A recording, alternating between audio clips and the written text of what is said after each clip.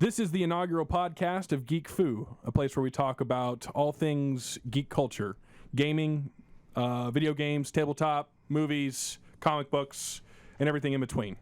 I'm your host, Jake Cranston, and with me is my co-host, Craig Everett. Salutations. My brother, Colin Cranston. Howdy. Tyler Pontridge. Hey. As well at the table are our other gaming friends, Josh Warren, who is our editor and sound technician, and our friend Sean, who helps us stay up to date with making sure that the things that come out of our mouths aren't just utter bullshit. He's just fancying it up. He looks shit up for us. He's the Googler. Yeah, he's the Googler. He's the Googler. For our first episode, we are going to be talking about our first gaming experiences, specifically with role-playing. What were our first games? And if your first game isn't really something of any importance, talk about the one that really left the impact, the one that you remember the most. The most notable version. What makes you love role-playing and want to come back each week to keep doing it again? Yeah, what started your passion? That makes sense. Yeah. And we decided that since chronologically my gaming story comes first because I'm old. You are old. Yeah. That I would start first. When I was a young boy, I believe I was like 12 or 13, I had an uncle who got me into role-playing. I was already into comic books. And this wasn't like scary, like Basement Uncle or anything. No. Okay. Well, that kind of I mean, uncle. he seemed kind of like it, but he turned out he was really cool. But then again, think scary Basement Uncle and gaming, and he's awesome. Come on, he's a basement troll who has a bunch of naked basement role-playing is not a thing I want to be involved in. naked basement role-playing. Naked basement role-playing. No, there was never any of that. I never actually role-played with him, but he did get me into it and got me the books and stuff. He bought me the first AD&D second edition book, but it took years after he bought me that book before I actually got to play with anybody. So my first gaming experience happened when I saw a flyer at our local government center that they were doing a role-playing thing. I had a friend who was also into the same sort of stuff who brought it to my attention. He never actually went. I don't know why, but he brought it to my attention, and I talked to my cousin into going with me because he could drive and I couldn't because, again, this was 14-year-old me, so this was like 24 years ago. Going to great lengths just to try to do a little bit of role playing. Yeah. And impressive. on the sheet it said BYOB, and I was like, that's perfect. I have my own books. Because I knew what that meant, and I was proud of it. And then I got there. See, I feel like you don't know what that meant. Well, I didn't Yeah, because it turned out that when I got there, it was because his name was Bob, but it's spelled BYOB. I don't. Yeah. He had the books, and he was like, "No, you didn't need to bring your own books." But I was like, "But it said BYOB." Was he like Swedish? So he was like, "Welcome to my gaming session. No. I am Bob." No, he was. Oh, I hope so. He was not. He was very hippie American dude. He was like, "Oh yeah, no man, you could play whatever you want." But Are you sure he wasn't the That's chef disgusting. from Muppets? I'm sure because he spoke English. I was very interested in getting in like a very basic like fighter or something. And again, we're talking about AD&D. This is a complicated system, so I wanted something simple. I'd never actually played. I've read the books cover to cover over and over again. Studied it. First game years later. And I'm like, I'll just play like a fighter, maybe kit it out as like a Myrmidon or something, because back then they had kits. It's a whole thing. But they were like, no, you should play a gnome illusionist because that's something we don't have. Wow. And I was like, There's a reason that you don't have okay. that. Yeah, because it sounds terrible. Yeah. And the game itself was pretty fun, but it was memorable because of all the kind of hijinks that happened during the game that I felt like was caused by the players gaming the game master rather than the game itself. But it was my very first instance of role-playing and stuff. I've had many more after that's been much better, but man, that one was memorable. It lasted one summer, and then I had such a huge gap afterwards until I finally got into a regular group. But it got you started. It started the whole passion for you. It got me It's started so off. funny that your first character is a gnome illusionist, because in the time that I've role-played with you in fantasy settings, I don't think you've ever played anything even remotely similar to that. The closest that I've ever come is Flint. Yeah, Flint. Your sorcerer, warlock. Yeah. Closest I've He's ever like come. almost Because usually I think you like very martial, very rough and tumble characters. I from an early age knew that was the kind of character that I liked, and that was something that I felt that I can connect with. So that's what I would play. I try to play away from characters sometimes, but I always feel like the best What you enjoy the most? What you're like? It's my bread and butter. Because I mean, one of my favorite characters I've ever played was a very martial character. I feel like that's the thing though with people though, like you play the character that represents you the most in a fantasy setting to a degree. I think most people try to play that. Like I usually try to play characters that speak to my style of role playing. Like with Phineas, he was a bard. He was talkative, very personable person. I feel like that's kind of what I do is to a degree. Is I'm a pretty good with people for the most part. But the thing is that it's also really good to get away from your comfort zone every once in a while. Absolutely. You don't want to do it. You don't want to do it too often because then it's not as enjoyable. And the characters don't make an impact. You play multiple campaigns and you always play the same guy. Your gaming group isn't going to really remember that guy that you played when you were that guy again. Right. Absolutely. Yeah. I feel like though I play martial characters a lot, I try to put a different spin on all of them. Like Cade Forrester is completely different from George Tisdrier, even though they're very similar in build. So was the game good at all? I mean, it was all right. There was some interesting points. Like at one point, we ran into this MacGuffin. What's a MacGuffin? For people who don't know. Oh, for people who don't. MacGuffin is a story idea or story item that drives you to go to it. Basically, it's a hook. It's a hook. It's a hook, but it's an Ark item. of the Covenant. Yeah. Yeah. Okay. You're never really supposed to attain it. It maybe like falls. Think of the chalice. Sword of a Thousand Truths. Yeah. It's like, oh, you'll never get it. Yeah. It's there for the sake of plot. Yeah. But we gamed the system, so basically, and it wasn't me that gamed the system. It was the rest of the groups to where we actually got a hold of it. So the GM came up with this idea that it was this chaos gem, and every time we touched it, something new would happen, and he'd roll percentage dice, and something would happen. And my gnome touched it over and over again because I thought it was just hilarious. One of the times he got his skin turned into complete silver, so I got like damage resistance from that. Another time I threw it at a guy and he caught it and he had to roll the dice, and then his feet and hands were nailed to the floor just at random. That's pretty good thinking on his part that he kind of pulled that out of his ass. He came up with something, and I guess he had a table of some bad stuff to happen. And fun thing to fuck with. I mean, it was neat, but the thing is, it happened to where that thing ruled the campaign. Oh, that sucks. Yeah. That sucks. Like my cousin who was playing with us jumped into a dragon's mouth holding it, and turned the dragon into stone, and so he lived, and we killed this dragon, which we were way too low level to beat. You got all this experience for no reason. Yeah, it was just for no reason. Again, I feel like he let it get away from him a little bit. Sounds like it just ran amok. Yeah. Well, Craig's first game is, I think, very typical. Maybe not always AD&D, but I feel like people who get into role playing, Dungeons and Dragons is pretty much the go-to. It's by far the biggest game of the genre. Mine Dungeons was Dragons. What's Dungeons and Dragons? You are so full of shit. Yeah, I did have a very typical upbringing on gaming and stuff. I went with AD&D first, or D&D, whichever one you want. My first card game was Magic the Gathering. We played that for a long time. I got into gaming through comic books and a relative. My first gaming experience was with a very different system. Very, I don't think very well known to most people. It was called Chivalry and Sorcery. It's made by a British company. Little fun fact: that's the game that coined the term Game Master.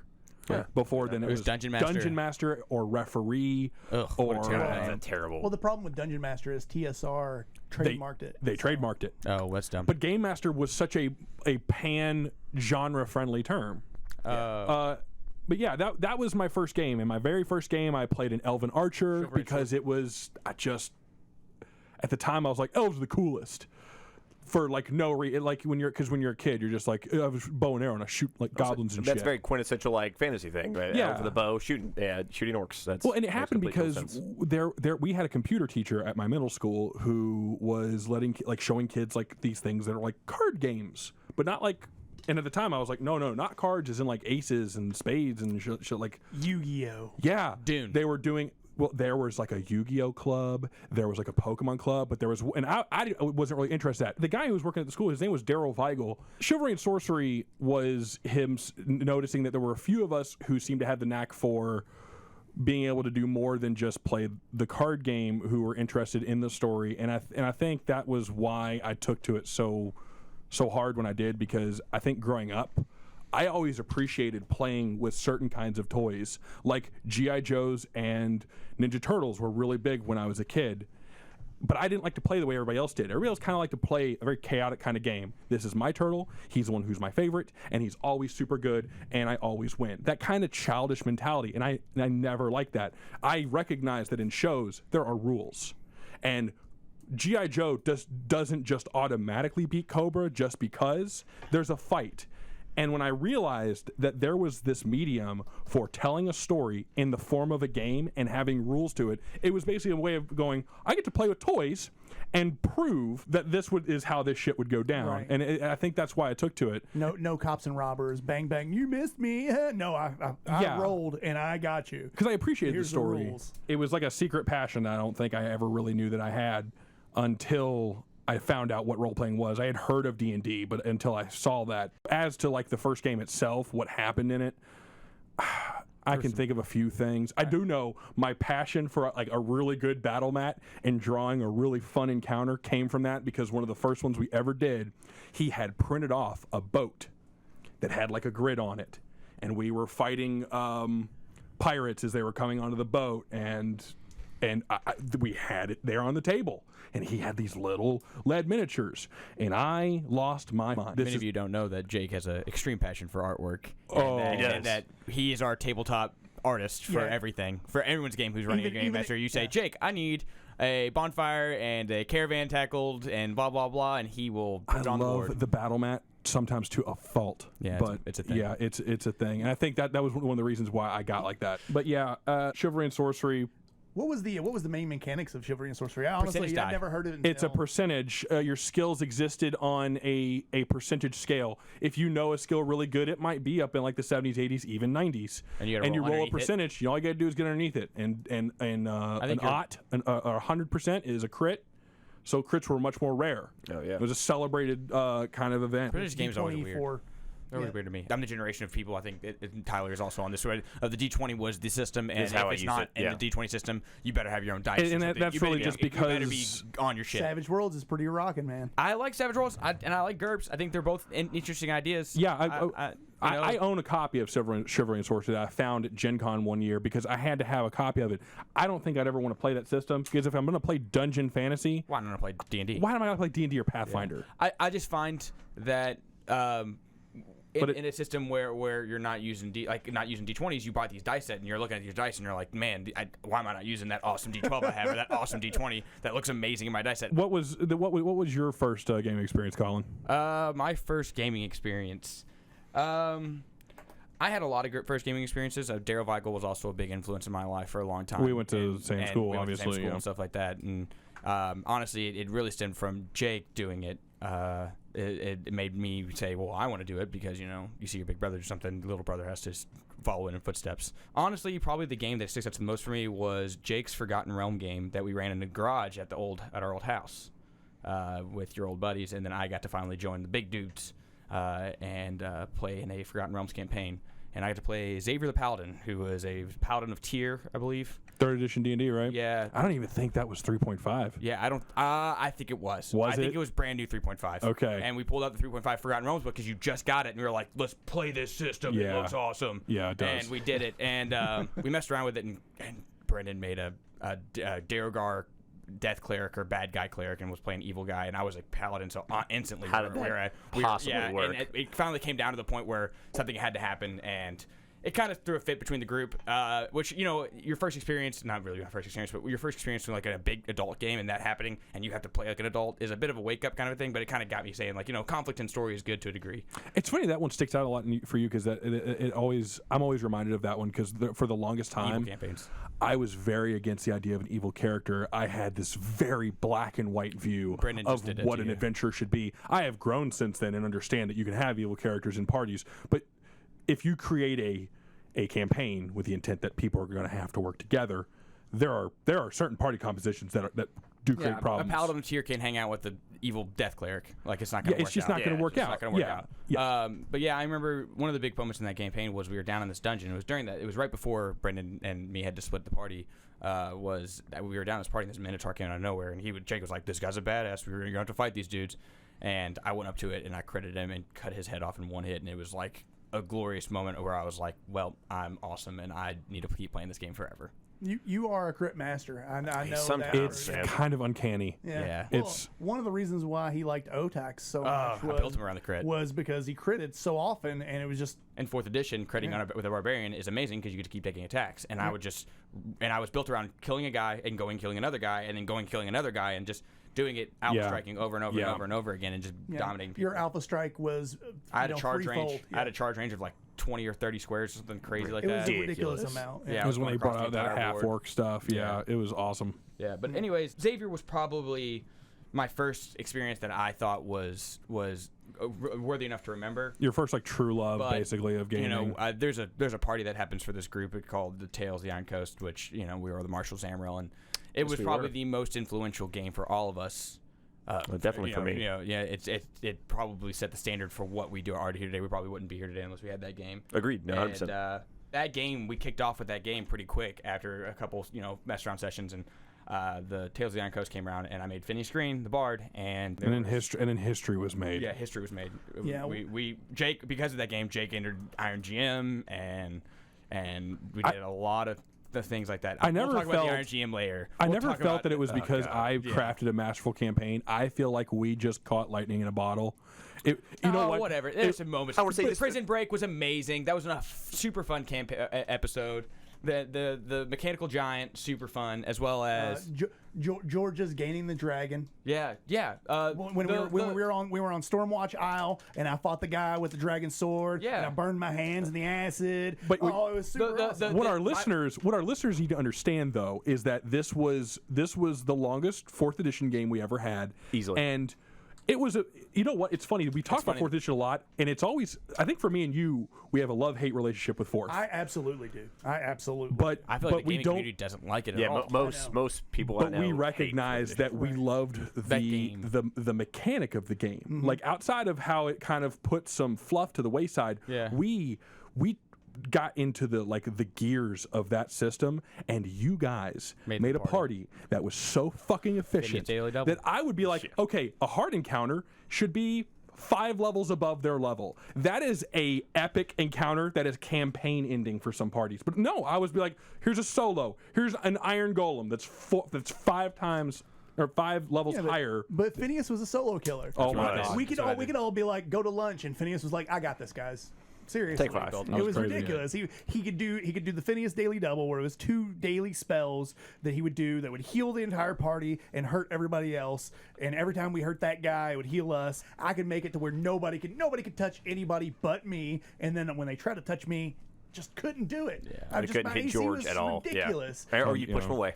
Or I'd push him away, which means that they have to move and attack. Which just that game really set me up for what we're doing now. And what I'm doing now with everything and now all my parties I play. Running your own game and everything. You ended up bringing Tyler in. He did. Because we had fluctuations at the table. And you were like, I got a guy. And you all were skeptical. And I was like, dude, this guy's awesome. And then it turns out they were right. Look at him now. It turns out I like you even more than my own brother. I know. It's easy. Well, it's easy to like Tyler. He's the second coolest guy here. I give you all this praise, and all you do is give me hate. After Josh. That's true. Josh, our producer, is pretty much it. Well, I guess my first experience with gaming, mine's different from a lot of your roles because whereas you all started gaming when you were a lot younger, I didn't start role playing until I was 18. I was out of high school. I was out of high school when Colin, as we talked about, I was berating you, is what it was. Every day I was like, you need to play with us. You need to play with us. Super skeptical because I was like, but roll, I don't know, Dungeons and Dragons, that's man. Really that's nerdy. We're sweaty basement guys drinking Mountain Dew. There's nerdy ass video games, and then there's D&D. Where do you guys play? In my brother's basement. And I was like, oh god, it's putting a nail in every coffin of the But we were such stereotype. close friends at that time that it was weird for me to have someone who was a really close friend who wasn't into it. Sure. My entire life, all of my best friends have been the people that I played games with. And then I met Tyler and we were best friends and I was like, all right, well, you have to play games with me now. That's the rule. I kind of do segment my life in there's my life before gaming and then there's after. Then there's my life after. So what was your yes, very similar, or as I was saying, since my first game was when I was in high school, it was the biggest game that had an impact on me was the Tales of the Iron Coast, and I played my character, which is really the first character that I'd ever really created and like set a backstory up and had an idea of what I wanted him to be, was Louis Adonam. And even I think at one point that wasn't even his last name. No, Adonam was written in later. I think it was originally. It was his name originally was Louis Louis Black. Adonam or Black. Louis Black. It was Louis Black. It was Louis Black, but it got changed to. Mavarum. We It might have been had Vaughn. a fluctuating world building experience where there was, I think Adonam was connected to like some sort of noble house. Right. And we're like, we don't want you to be sure. royal house anymore. Let's just say that you were this name instead. We kind of retconned it. Right, Yeah. we did a little bit, but what really got me interested, it gave me an opportunity to like really get a character together, get a backstory, figure out where he had been, what had kind of like what had shaped his life, and it just kind of like sparked the passion of like playing D&D and role playing with me. It was so cool to be like. Much like you said, like reading a book and being able to like, oh, well, I'm telling my own story here and being able to dictate what's going to happen. And Jake was more than willing to, because you're a really good game master in that respect, to add those little plot hooks in a campaign about specifically my character, Make my it feel past. personal. Yeah, but thank you, making it feel Yeah. personal, and it really did. I know what you're talking about though. There's that thing when you first start getting into it and you first start having your games that are really good. And you Oh, get yeah. you on like this high. Yeah, You're and that's exactly what it you're was. Like, everything that we do will be written in stone, and they will read it for eons. Yeah, like no, that, absolutely. Like, yeah, you get into those modes. I feel like that's a big part of new gamers is to explain to them. It's like, so what can I do? It's like you can do anything. that is a big threshold yeah, for but some they don't- people. It's Yeah. a scary threshold, and I think some people take advantage of it to a degree. Like, Oh, absolutely. you have players who go out there and they don't play the game because they're so busy trying to build their own world. Which They're trying to- they're it's a trying to dangerous build it's a dangerous a thing. little thing. Like we have a buddy who tried to build a guild in my game one time, and I was like, that's not what the game is about. But No, go ahead. And great just, idea, yeah. great execution, or he wanted to do it. It was neat. It was just sometimes that possibility of doing anything, you're like, well, you gotta be able to be reasonable for the game. That's pretty much all I got for mine. What we're going to do now is actually do a little bit of mic moving around and talk to both Josh and Sean about some of their gaming experiences. That is our composition that we have right now. It's fluctuated over the years, but honestly, this is the setup that I don't want to change. Josh, you have been gaming with us for how long now? Oh, it's been. I think we found out on Facebook. How many? It'll be 4 years in August. Yeah. 4 years? Yeah. Sean started with us. I know that was your first thing. Yeah. I think I'm the only one that started role playing without a connection to anybody here. Because Yeah. you got started with Craig. Colin, you started with Jake, and then Tyler, and then here we are. Well, me and Craig's inception into role playing was separate, but then we found each other later. Right. You gamed at a pretty early age, didn't you? I guess I didn't think it was, but it seems after hearing everybody else's stories that mine did start pretty early. I was about 12. I actually gamed with my stepdad. Started me in on it. And it was a very small party. It was me, my stepdad, and my stepbrother. We started with Dungeons and Dragons, I should say. It was first edition because he started in the 70s when he played and brought us in with what he knew how to play. The way he introduced the game was a lot of the ways that I've seen Dungeon Masters play, not any of the Dungeon Masters that we have here, but that there is an absolute strict authoritarian rule. I am the Dungeon Master. You will take what I say, and that will be law. And he delighted in taking me and my stepbrother, who were both adolescent boys, and punishing us for every stupid thing that we did. And let me tell you, there were a lot of them. One of the weird things I remember that he instituted was when we opened doors, I would walk up to a door and I would say, I'm going to push the door. And he's like, well, it doesn't open. Why didn't it open? Well, because it's a pull door. Oh. Really? Oh my really? God. Okay. Really? So he tried to Dick move. give us attention to detail. I guess it seems more like you're just being a jackass. But at the same time, Yeah, but if like you're like directing like a movie, are there stage directions for? And then he did this, and then he did that, and he Yeah. pulled the door, and he it's like- stepped through the door. Like, First the right foot, and then the left foot. the like, stage direction says I open the door, but it has a handle, and it doesn't include that I turn the handle. So how am I to open the door? I need to know. the first edition though was it was entirely narrative driven. There wasn't a board. I remember when I got to third edition later, I was like, "What? Why are there pieces on the table?" Right. Well, yeah. The first and second edition, there was very little battle mat usage. Third edition is when it started adding in the tactical aspect to the game. Mm-hmm. Second edition did have some of it, but it was very Minimal? It was very minimal. Apart from the arbitrary narrative decisions, we're terrible decision makers, which I hope has improved Well, through at the years. 12 and stuff, Where there were things like we would try to open a door when we figured out successfully which way the hinges went, I remember he said the handle is hot; it burns your hand when you touch it. And we looked at each other, and instead of thinking like, what do you get told how to do as a kid? The door's hot. What do you do? You Fire. There's obviously a fire on drop and Yeah. roll. Yeah, There's obviously a fire on the other side. Well, we were like, this is a challenge. Let's try to figure out how I can open the door. So we opened the door and caught on fire. Yeah. I guess my question becomes, why were you led to that door? Did he like were you already in a place where he was like you should know that the part of this building is already on fucking fire? Yeah, I'm sure there was a way around it somehow. He was teaching you fire safety. Yeah, fire Like safety. a PSA? Dungeons and Dragons PSA? Yeah. Genius, write it down. We need Love to it. toss I this think in there is a there. place for that in gaming. Like, I know a lot in my life has been influenced by some of the hypothetical scenarios that I've been through Yeah. As a role player.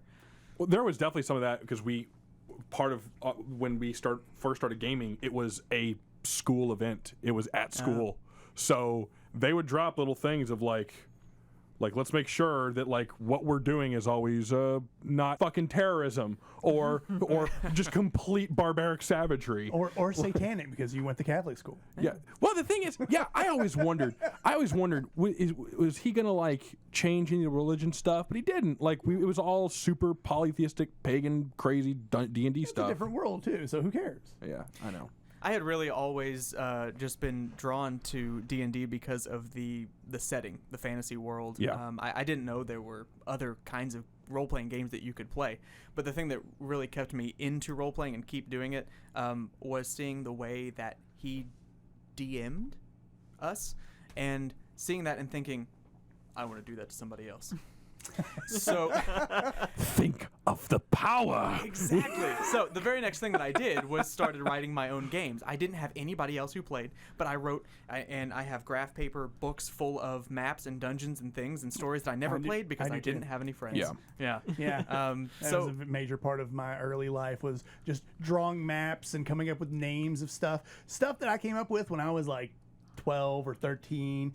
I use still, like, it made its way into like our world and stuff. Yeah, it doesn't go bad. Yeah. Having power over something like Tyler said, having power over his own character, then the idea of having power over any sort of events, be they real or fantasy, that's what's kept me for the long years that we discover that we've been doing it. Yeah. Cool. Craig, you brought in Sean, didn't you? I felt like he needed friends, so I brought He's him here. he's, The lonely he's game, not that's a completely thing. incorrect. Sean is our quiet introvert of our group. Except for, honestly, I think Mondays is probably when you come the most out of your shell and probably, cut loose. Well, I mean, the rest of the time I'm at work, so Yeah, right. like if I'm talkative, I'm sleep deprived or caffeinated severely. Sean, what was your first or best gaming experience? My first gaming experience was with this very group almost 4 years ago. It was Dungeons and Dragons 4th edition. I played an elf wizard named Jaehaerys because Game of Thrones was a thing. I remember he did have purple eyes, right? Like you were specific about that. Oh, he was. Yeah. He Oh, was he was a target. smitten with the platinum little hair. The Valerian thing. We all do the whole it. Valerian thing. I feel like that is a hallmark in gaming where you're like, I'm getting into D&D. What are the things what are the Crazy things from things. fantasy that I I want fucking magic love? things. Everybody plays a very like you're. Oh, I get it. You're Aragorn. Like no, Yeah. well, yeah, no, we got Yeah, it. you're It's fucking- okay. yeah, you're It's okay. You saw a movie. It's it was fine. fucking awesome. Yeah. Magic users are, as everyone knows, my favorites. It's true. It's true. Why do you It's a think cool that thing. is? Just because there's no actual magic and you want to use magic? Yeah, and hopefully if that happened, not go Was that always your insane. tendency? But Was that always your tendency in like video games and oh, other? absolutely. Yeah. No question. See, yeah, even in video games like Dragon's Age and stuff, yeah, warrior. Yeah. To be the tank, man. I want to be the tank. Of course you I do. don't even need to do a bunch of damage. I just want You're a super melee dude. to just take it, tank it. It's like Colin was saying that something about your character reflects something in you. I've always thought that it reflects something in you that you want. That's why I always play the martial characters because I'm not a big guy. I think I'm I'm absolutely the shortest and skinniest one in the whole group, and I always want to be the big buff dude. Yeah. I think mine is mine is an aspect of self-sacrifice. I feel that I put it kind of on a pedestal. I like to put that into our games a lot. Like I try to have my characters do that sort of thing. Even though sometimes it doesn't work out, and I'm just like, oh, I didn't need to sacrifice myself. So instead, I just killed everybody. Shit happens. Yeah. I'm just that BA. I like the idea of power and striking from a distance. Because Yeah. you can go be a meat shield. Yeah, I'm fine with that as well. I think the biggest thing, the most interesting thing to me about role playing is the fact you can do everything. Like in that very first game, we came across a chest nobody could open, so somebody just picked it up and we carried it with us. I was like, oh, right, those aren't cemented Because you're not playing a video game and Yeah. it's not painted to the background. right. We'll just take it with us because you can do that. If You can do that. carry it. Right. Yeah. Although the downside is you can't go on a massacre and just, throw 1,000 gold around and Well, get out. and you came in much later in I life did. to role playing I than a didn't lot start of till I was 24. than a lot of us. Yeah. And clearly you had played plenty of like dungeon fantasy-esque Oh, yeah. computer and video games. Yep. So the basics were already there. Yeah. You got the idea of a It group was- of heroes. I was just used to a much more rigid. yeah, like sort of one of the first conversations me world. and you ever had, just me and you, was just talking about Dragon Age. Yeah. And so the idea of a party of people go off on an adventure, and because of their varying skills, they are able to overcome the challenges ahead. Yeah. But Love then all of a sudden you're in D&D and not a computer game, and it's not just, well, here are my only options in a Yeah. situation. You have a finite number of options in any given situation in a computer game. Yeah. You get into D&D and, And you're it's like everything. I look at you, go, Sean, what do you want to do? And It's you're like, like, oh, you didn't tell me what I can do. Yeah. Because it's completely up to you. Yeah, I think that's how I sold it to him when we were talking about playing. Basically. And he was like, oh yeah, I play a lot of role playing games like on the computer and stuff. So I think I know how to do it. I was like, but imagine that you could do anything. And he's like, Yeah. well, yeah, but I mean like a video game. I'm like, no. Yeah. And now that reflects more when I do play video games. When I choose like dialogue options, I'm like, that's not quite what I wanted. I wouldn't say any of You this. probably didn't think about that before, and then you No, start I role didn't. playing, and you're like, man. And I'm like, Like that before, it's like wasn't quite the. before you're like 4 dialogue options. My options are limitless. yeah. But now you're like, I can only choose these. All of them make me sound like an asshole. Which usually I'm fine with. I know. Me and you have very different play styles when it comes We like Mass do. Effect and Renegade every single time. yeah. It's, oh, or what's the love other it. big one? Probably Elder Scrolls. is- Yeah.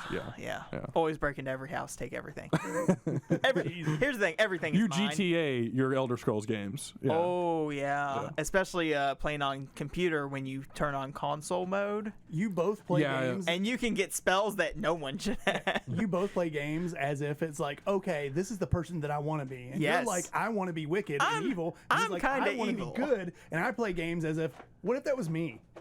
So it's very middle of the road. Yeah. Yeah. I never end up getting Renegade or Paragon. You're always, like, right in the always middle. Super Yeah. gray character. But Yeah. I'd have to say my favorite game so far is the one you ran, Jake, the post-apocalyptic Angels and Demons game. The I forgot the name. post-rapture, Post-rapture, the yes. remnants. The It was, Remnants game, yeah. yes. That was our first foray into Savage Worlds. It was a Yeah. big. It was a big. In hindsight, I kind of wish it wasn't, but I mean, there had to have been one. One Yeah. of our games Well, had to be the first one. So I think one of the big things was just the lack of sight on the fact that supernatural things take half damage. yeah. In hindsight, we were playing hard I mode. should not. Yeah, We were playing hard mode. I shouldn't have done that because I saw in a book like, oh, demons take half damage from like normal shit. Not Yeah. thinking that's all they're gonna fucking fight. Don't do like Doom didn't do that. Yeah. Doom, like if anything, fist damage does double damage. Yeah, that's the thing that we don't do often as a group is stray from the rules. And that was interesting. I never heard you talk about that. How much the rules meant to you in gaming, and that makes a lot of sense. Why we Yeah, don't they stray. they do. I don't consider myself a rules lawyer only because I don't jump on moments when people go if it's outside the rule. I'm like I don't feel at least that I'm like, no, you're wrong. Take that fucking shit back. Most time I'm usually like, I don't know, but I want to know. I feel like the rules are there to help us, but I am quick to throw them away if we need to. Like Yeah. we've gotten into plenty of situations where we're like, we don't have a thing to tell us how to do that. Just common Let's sense. keep going. Common We got to sense. keep going. I Yeah. feel like I grew close to the rules because again, when I first started, I just had the books, so the rules were very dear to me.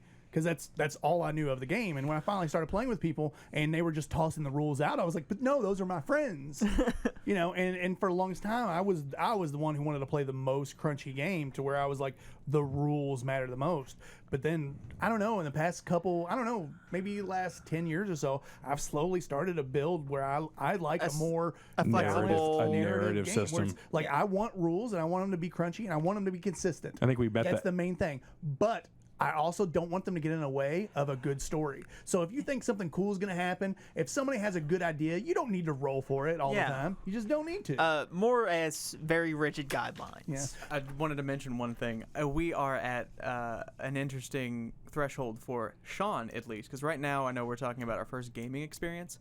1, 2, 3, 4, 5 of us all have also had our first DMing experience. Game mastering experience. Because Right. you've game mastered, but not for us. Not for you guys. No, I did. You that did weird that Shadowrun game. game. This would be a good time to probably talk about one of the next big things we're going to do on this channel is... Well, it's our first big thing that we're going to do. Yeah, we're going to do this thing that we've come to call Role Play Round Robin. The idea is that there are 6 of us, so there are 6 seats around a table. 1 GM and 5 players. Those players' seats are numbered 1 through 5. On opening week, the GM presents a story. You start off just as you normally would, and each character makes their character, and you start off that way. Then at the end of that first week, or that first night, everyone shifts 1 seat, but the GM and the characters stay put. Everyone plays every role 1 time at a final conclusion. We all know that the story wraps up at a certain point, and I feel like this would be such a fun experiment for us to do. And and whenever Sean gets to the seat, it'll be his very first time game mastering, and I think our plan is probably to record it. It's such an interesting idea, just the idea of other people playing characters that they didn't build, picking up a game for where someone else left off, and continuing the narrative. Like, you can change it to something because you don't know where they were going with it. It's almost like an exercise. There's a famous exercise in art where like you have this grid and there's all the expressions when you're trying to design a character and getting to know like how they look and how they feel. There's also in other writing formats there's exercises just to kind of keep you sharp, keep your tools sharp and ready to go. And I feel like this could be one of those things where it makes us look at role playing kind of in a new light. We can help see not only how stories progress, because you have to pick up at certain intersections, but also we have to constantly jump into a new character. So you need to pay attention. How is Tyler running his character? Because a lot of times I think it's very easy to go, well, I know what I was doing. I don't really give a shit about what the other guys at the table were doing. Yeah, we will need to be paying a lot of attention. Because all of a sudden, you're not you anymore. You're a new you. So I look forward to that. That's going to be it for this installment of Geek Fu. Be sure to check back for more videos as they show up. Rate, comment, and subscribe. Like us on Facebook. Find us on Instagram. And Twitter. Email us. Let us know of any other things about geek culture, not just role-playing. We plan to cover things like movies and video games. Run the gamut of geek culture. Let us know what you think, and we look forward to our next installment.